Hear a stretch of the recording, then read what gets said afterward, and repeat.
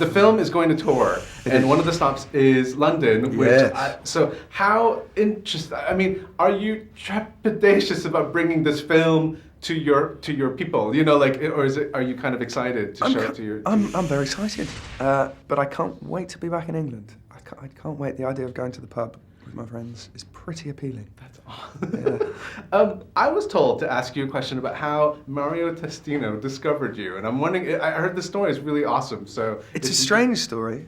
I've been at the video shop with my girlfriend, you know, at the DVD store, and we always used to have arguments there. It was all, you know, it was kind of she would get science fiction or she would get romantic comedies, you know, Jennifer Aniston.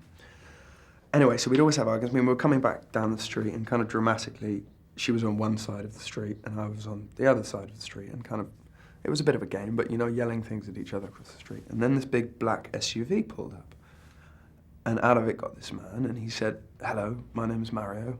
I'm a photographer. I'd like you to come and meet me. Here's my card." I go, okay. Got in the black SUV, tinted windows, drove off. So my girlfriend came across the street and she said, "Who was that?" And I said, "Well, it was a photographer called Mario who looked a bit like Tom Stoppard, the playwright." And she said, "That was Mario Testino." So then I went down there and it went from there. It's very bizarre.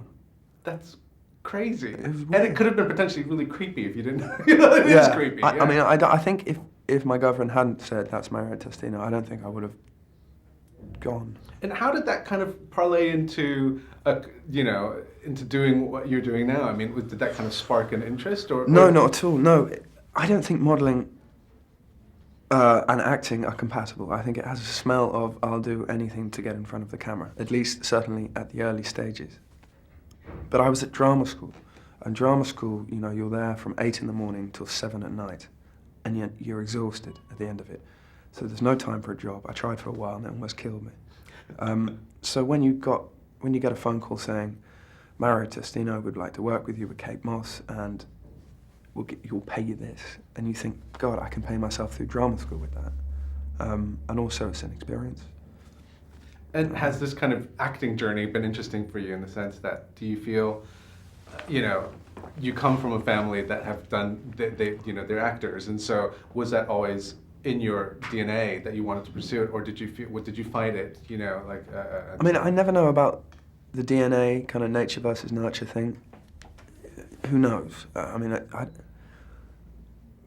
but initially they told me not to do it.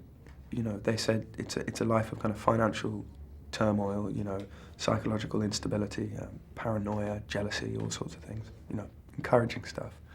And then they pointed out again, statistically, how many people are trying to be actors, and then the statistics of how many of them are unemployed or employed not as they'd like.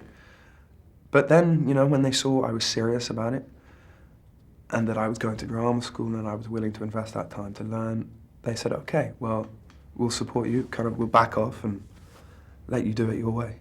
What was interesting was when I was talking to Amanda earlier, and she's describing the character and all that kind of stuff, there is a total sense of insecurity to her, which I was surprised, because she's, I would say, a girl at the top, one of, you know, and so, was that interesting for you to see too, or do you feel that that's the nature of the actor, to just, you know, naturally be? You know what they say, there's an expression which is that acting's the shy man's revenge. I like that. I think it's true in a lot of cases, because, you know, actors, they want to get it right and they're insecure. I think there's this misconception that to be an actor you need to be this big personality. I think all you need to do is listen a lot and observe a lot. So yeah, it doesn't surprise me at all.